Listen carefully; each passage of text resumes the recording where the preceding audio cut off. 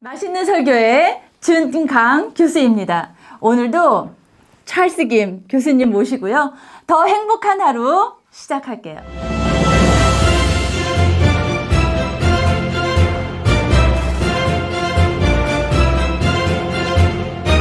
구독과 좋아요, 알람 설정. 임지환 교수님, 궁금한 게 있어서 또 뵙자 그랬습니다. 네. 네, 설교를 원고 설교하는 거랑요, 그냥 그 자리에 섰을 때 하나님께서 주시는 그 영감으로 설교하는 거랑 즉흥적인 설교라고 할 수 있겠죠. 어떻게 설교를 준비해서 그 자리에서 하는 거가 좋은 설교일까요? 너무 좋은 질문이네요. 그쵸? 네. 제가 늘 좋은 질문만 하죠. 왜 그런 생각을 하시게 됐어요? 많은 이제 저도 신앙생활 오래 하다 보니까 많은 설교 하시는 분들의 설교를 듣게 되는데요. 어떤 분은 이제 원고에 철저하게 설교를 하시는 거예요. 또 어떤 분은 원고 없이 나오셔서 그냥 그때그때 영감대로 설교를 하시는 거예요. 근데 어떤 거가 더 맞는 걸까? 어떤 게 더 좋은 걸까에 대한 질문은 늘 있었던 것 같아요. 간단한 대답으로 둘 다 좋습니다. 그리고 둘 다 좋지는 않습니다. 그 이유는 예술적인 측면 때문에 그래요. 설교는 예술입니다. 예술이라고 말한 것은 무슨 말을 와 멋있게 하는 그런 예술이 아니고 설교의 그 발표 자체가 퍼포먼스예요. 프레젠테이션입니다.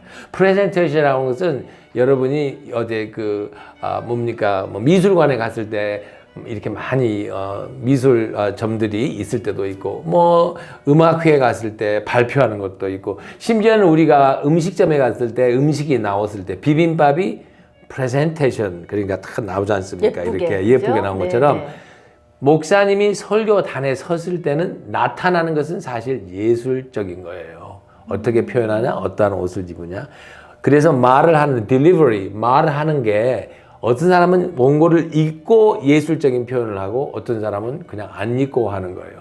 그건 그 청중의 문화와 그 성격과 여러 가지에 있습니다. 다시 말해서 설교 원고를 잘 사용하면 좋아요. 그래서 다 써요. 설교 원고 아마 한 30분, 20분 설교하려면 아마 8장에서 10장을 여러분 더블 스페이스로 쓰셔야 될 겁니다. 그 정도 쓰려면 하루에 한 6시간이 걸려요. 제 학생들도 그렇게 걸린다고요. 근데 그걸 그대로 읽어버리면은 이 퍼포먼스를 할 때, 청중들하고 할 때 대화가 필요한데 없는 거예요, 이게. 그러면 그 원고를 외워서 하는 건 어때요? 그게 이제 제가 많이 설교를 공부했던 여러분들이 했던 그 설교의 그 연습입니다. 제가 같이 했던 그 세계적인 설교가 로이드 오길비 그리고 그분은 미국의 상원호의 채플린 있던 그분은 10번씩 벽에 대고 설교를 했다고 그래요. 좋죠. 그러나 비전은 좋지만 설교자들이 시간이 없잖아요. 다 바쁠 수가 있고. 그래서 어떤 분들은 못 하는 거예요. 그래서 그 프레젠테이션을 생각하고 어떤 분들은 원고 없이 그냥 하시는 분들도 있어요. 저도 그럴 때도 있고 우리가 그럴 때 있죠. 그건 예술성에서는 좋습니다. 목사님이 보고 이야기하니까. 단점은 해보시면 알겠지만 원고를 쓰지 않은 말을 하다 보면 목사님들이 설교를 실수도 하고 필요 없는 말도 하시겠네요. 왜냐하면 이걸 들었을까 안 들었을까 싶어가지고 자꾸 반복을 해 똑같은 말을. 그러니까 반복하시는 분, 실수하시는 분들 원고 없이 오셨구나. 맞아요. 설교가 길어져 버려요. 그래서 설교의 예술성 때문에 설교가 원고를 하는 거가 안 하는 거에 차이는데 양쪽 다 잘 디스플레이를 하면 됩니다만 그건 모든 설교가 가지고 있는 항상 도전입니다. 왜냐하면 원고를 썼을 때는 그대로 읽으면은 교인들과 컨택이 없으니까 교인들이 이게 무슨 책 읽는 건가 이렇게 생각하고 자기가 거기서 소외된 감을 느끼고 그걸 다 읽고 외울 정도까지 했을 때는 그 설교자가 시간이 너무 많이 걸리고 그 읽지 않고 했을 때는 예술성은 있지만 정말 정신을 차리고 해야지 계속 생각의 train of thought, 생각의 그 기차를 타고 가다가 갑자기 무슨 일이 났다든지 뭐 마이크가 안 돼버리다든지 그러면 혼란이 돼버린 거예요. 그럼 어떻게 하는 게 제일 좋을까요? 세 가지가 다 장단점이 있는데요. 우 목사님 대답이 있습니까? 우 목사님 어떻게 하셨습니까? 제일 어려운 질문을 오 목사님한테 던지시네요, 교수님. 맞습니다. 왜냐하면 이건 답이 없어요. 이건 아주 힘든 거예요. 우 목사님도 답을 못 하시잖아요. 왜냐하면 상황들이 다 다르고 특별히 우리 이민자들은 이민 목회자들 너무 달라가지고 바라는 게 있지만 못하는 거예요. 제일 좋은 방법은 신학교 때 훈련을 시작해야 돼요. 네. 설교 처음 한 편을 쓸 때 재밌는 이야기인데 저는 설교 실습을 가르칠 때 뭐 학생들이 아 교수님 저 오늘 준비가 안 됐어요. 그러면 그래요. 그 설교 그러면 안 들은다고 우리 아니 준비가 안 됐는데 아니 준비도 안 됐는 설교를 왜 우리가 듣냐고 마치 주방장에 음식이 준비가 안 됐는데 왜 우리가 먹어야 돼도 안 먹어야 똑같죠. 두 번째는 목회를 통해서 항상 설교는 준비가 안 돼요. 항상 바쁘고 설교만 하고 사는 게 아니잖아요. 그렇죠. 일도 해야 되고 가정일도 해야 되니까 항상 그렇죠. 그러니까 그 부족함 속에서 항상 설교를 해야 되니까 한마디로 훈련을 해야 돼요. 그 몸에 배야 돼요. 그래서 신학생부터 조금씩 처음에는 10분 설교 그 다음에는 뭐 20분 설교 그 다음에 일주일에 하나만 설교 일주일에 2번 설교 그 다음에 안 되면은 이제 주일 설교는 써서 하는 설교 이걸 다 해는 자기 훈련이 답이에요. 아, 네. 그러니까 원고 있는 설교, 없는 설교. 사실 그걸로 정답을 찾는 게 아니라 얼마만큼 그 부분에 있어서 자기 훈련이 쌓여졌는가. 그게 키가 되겠네요. 그렇죠. 조금 더 구체적으로 말하면 원고를 써서 하시는 분들은 이럴 수가 있어요. 이게 하나님의 말씀이라고 생각하니까 원고를 막 하다가 그 원고를 썼던 시간과 뭐 금요일이 될 수도 있고 뭐 토요일이 될 수도 있고 그 다음에 막상 설교를 할 때와는 변화가 있을 수가 있어요. 맞아요, 교수님. 그래서 그 아침에 막 바꿀 때도 있어요. 그러니까, 네네네. 그러니까 이게 항상 이게 nervous하다고 그러죠. 막 더 하고 싶으니까 모든 그 목회자들의 마음이고 영적 부모들의 마음이죠. 그러니까 이 원고를 따라가다 보면 내가 뭐가 빠졌는데 뭐 원고가 부족하다고 생각할 수가 있어요. 그 다음에 원고에서 밖에서 나가서 하다가 보면은 이 원고에 중요한 걸 썼는데 그러니까 설교는 여러분이 최선을 다해서 준비하시고 캘빈 그 신학자가 말한 대로 강단에 올라갔을 때는 그 다음에는 마음껏 전파하셔야 돼요. 원고를 썼든지 원고를 안 썼든지 그때는 하나님의 성령께 맡기고 해야 되는 거예요. 그게 유명한 제임스 폴의 그 Preaching with the Holy Spirit입니다. 그러니까 설교를 할 때 성령께서 직접 역사하시는 걸 체험한다는 거죠. 그러나 이제 저도 힘들지만 우리가 할 수 있는 거면 원고를 써서 많은 연습을 하고 그 다음에 올라가서 성령께 맡기면 좋은데 그렇게 하려면 상당한 자기 훈련과 시간 절제들이 필요합니다. 그러면 지금 이제 설교를 하고 있는 설교가들 그리고 아직 우리가 다 자기 훈련 중에 있잖아요. 자기 훈련 설교를 하는 데 있어서 가장 중요한 팁을 한 가지 공개해 주신다면 뭐가 있을까요?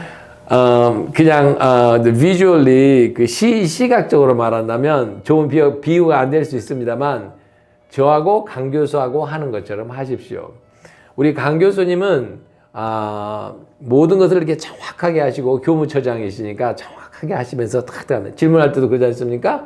저는 이제 아무래도 그 뭐 사역이 뭐 다문화 쪽이고 박사과정 가르치고 하면서 조금 더 모든 것들이 루스하고 뭐라고 그럴까 이렇게 방향이나 이런 게 볼 때가 있어요. 강 교수님이 하는 설교를 원고 설교라고 한다면 여러분은 원고 설교보다는 이렇게 사람들하고 인게이지하고 이렇게 같이 하는 쪽으로 자꾸 노력하시고 여러분이 이렇게 원고 설교를 하지 않고 이 모든 것을 훈련과 즉흥적으로 혹시 한다고 생각하면 강 교수님처럼 조금 더 그 원고와 이것을 정확하게 하면 원고 설교를 안 하는 분도 정확하게 할 수가 있고 원고 설교를 하시는 분도 좀 더 프레젠테이션하고 자유롭게 할 수 있어가지고 더욱 조화가 될 수 있습니다. 자기한테 없는 거를 그러니까 훈련하라는 거네요. 그렇죠. 네. 저 같은 경우는 그러면 설교를 주중에 다 써놓고 설교하기 전까지 외우도록 하고 그다음에 설교를 막상 할 때는 원고도 다 내려놓고 그쵸 준비했던 것은 당연히 하나님께 드리고 그렇죠. 그리고 그냥 그 자리에서 해야지 되는 거네요. 그럼요. 그것도 디스플린인 거죠? 그 용기가 필요한 디스플린이죠. 맞아요. 너무 떨려요 설교할 때. 왜냐하면 원고 밖에서 나올 때는 마치 길 잃은 사람 같거든요. 그런데 또 원고가 없는 사람은 그때 다 그 모든 이제 뭐 인치심이라고 그럽시다. 인치심과 모든 게 준비가 돼야지. 그날 아침에 무슨 자동차가 고장 나고 막 아이가 울고 그러면 여러분 그날은 하나님 앞에 가서 주님 어쩌다가 이것밖에 안 되는 거예요, 이게. 그래서 아무튼 모든 걸 떠나가지고 아웃라인은 쓰셔야 돼요. 설교의 아웃라인. 제가 이제 설교의 그 마지막 단계 가면 그 라이브러리 카드, 그러니까 조그만 데다가 아웃라인만 쓰는 거죠. 원고를 쓴 다음에 아웃라인만 쓰는 거죠. 그리고 거기서 하는데 그 스트리머부터 그 설교의 라직은 필요합니다. 그러지 않으면 그건 청중하게도 사실 신뢰하는 거고 여러분 스스로도 속이는 거예요, 설교자로서.